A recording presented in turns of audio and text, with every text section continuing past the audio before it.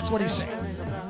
Okay, so I want to bring up our first roaster of the night. I don't know. I'm a big fan of hers, and I'm a big fan of her family. And thank you for being part of this. See what happens. Cheri Daniels, make her feel at home. Cheri Daniels.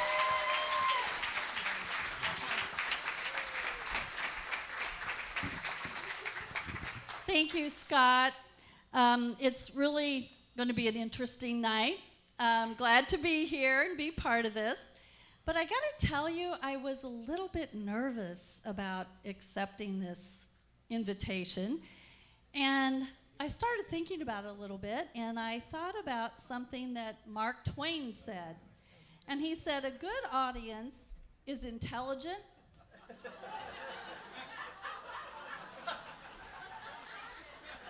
informed, inquisitive, and drunk. I think you meet all the criteria.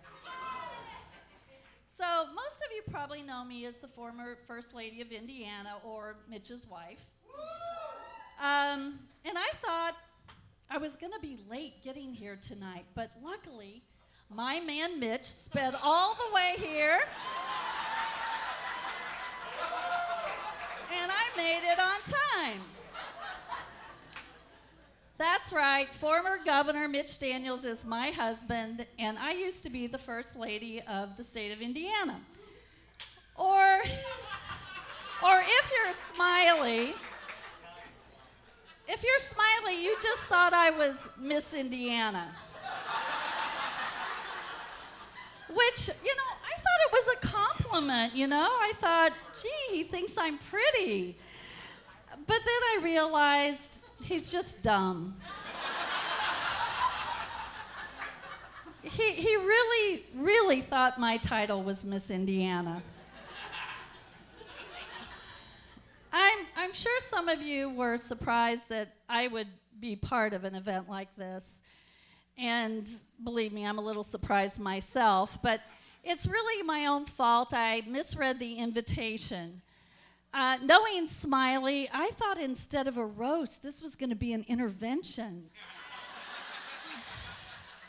So, I don't know, Will, maybe next time you ought to try that. He really could use some help. Well, I know you're probably surprised to know, and I don't admit this to a lot of people, but I am a fan of Smiley. And thanks, Smiley. But, I think it's just sort of like, we like to have a lot of diversity in our lives. And I'm married to one of the smartest men on the planet. So it's just good sometimes to kind of shut off my brain and laugh at a total jackass. Thanks, Smiley, for being that jackass for me. It really does help me appreciate how important all my other friends are. I've co-hosted with Smiley many times, and it always made my staff very nervous. But I was never afraid to do this because I always knew that he would be the dummy and I would be the smart one. So I knew no matter what I said, compared to him, I sounded like a genius. But, he's not always the one who doesn't say funny things. He can be really very funny sometimes. And let me tell you about this one time that I had an experience with him. I needed someone to be the MC of an event. And I asked Smiley, which really should not have been my first choice, but he was the MC for my annual walk at the state fair. And I guess it was kind of my fault.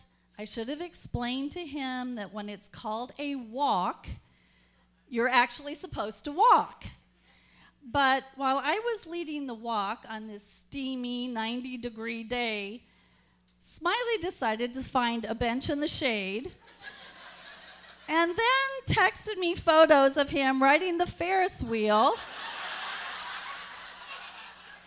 and drinking a coconut drink. Like he was on Gilligan's Island. And, I'm not saying he couldn't do a good job as an MC, but, I think you kind of have to find the right fit for him. So I would recommend Smiley to host your fundraiser if you're raising money by riding carnival rides or drinking pina coladas. I know he would give his all to that.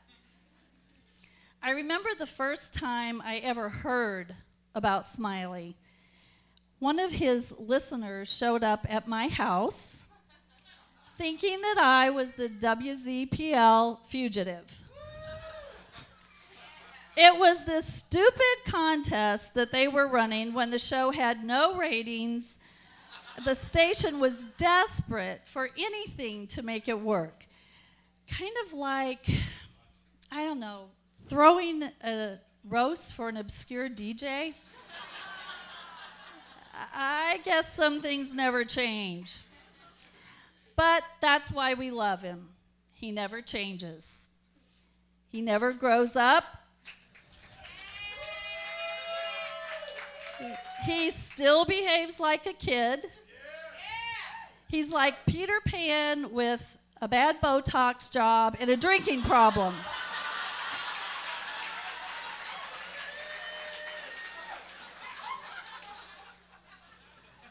But inside that alcohol-soaked body